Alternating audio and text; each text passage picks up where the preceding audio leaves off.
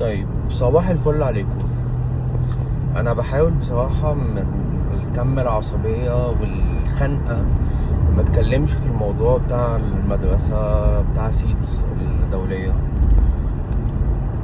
وبصراحة مش هخص المدرسة كموضوع في واقع التحرش بطفل، بس هو الفكرة كلها ان تقريبا ده المكان اللي احنا كلنا بنودي فيه ولادنا واحنا مش مراقبينهم. ده لو احنا قايمين بدورنا كآباء طبيعيين يعني او كأولياء امور طبيعيين وبنراقب عيالنا، لان هو الفكرة مش فكرة ان احنا نراقبهم، الفكرة ان احنا نحميهم من الاشكال الضالة المريضة نفسيا اللي ما بقاش حتى في امان في حتة ممكن نقول اللي هو لا تمام العيال انا مطمن عليهم في المدرسة.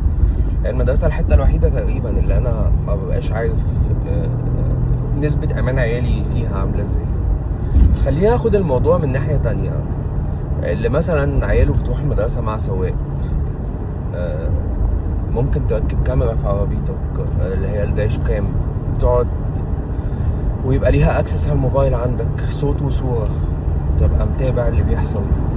ثقفوا عيالكم يا جماعة، يا ابهات يا امهات، اتكلموا مع عيالكم. مش عيب ان انتوا تحكوا او تقولوا يعني ايه تخلي بالك من نفسك، وامتى الطفل ينفعل ويثور ويعمل مصيبة لما يحس ان في خطر على جسمه او جسمها.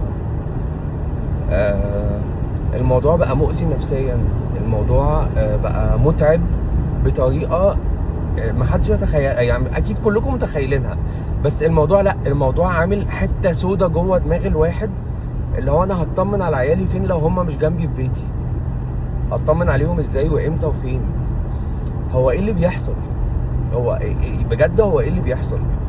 انا الفكره مش فكره ان الناس دي تتحبس وبعد ما يتحبسوا الطفل اللي طلعت حياته النفسيه مشوهه لحد اخر يوم في عمره ده هيتعالج من ده ازاي؟ ده لسه البراءة بتاعتهم بنعلمهم ان الدنيا جميلة ووردي وحلوة وزي الفل. هيكمل عيشته ازاي واهله هيكملوا عيشتهم ازاي؟ يا جماعة ثقفوا عيالكم. انا بصراحة ربنا يكون في عون الناس، ربنا يكون في عون الابهات والامهات، ربنا يكون في عون الاطفال دي. الموضوع محتاج وقفة مننا احنا الاول مع عيالنا، وبعد كده نبقى نشوف الاشكال الضالة هنعمل معاها ايه، او القانون هيعمل معاها ايه.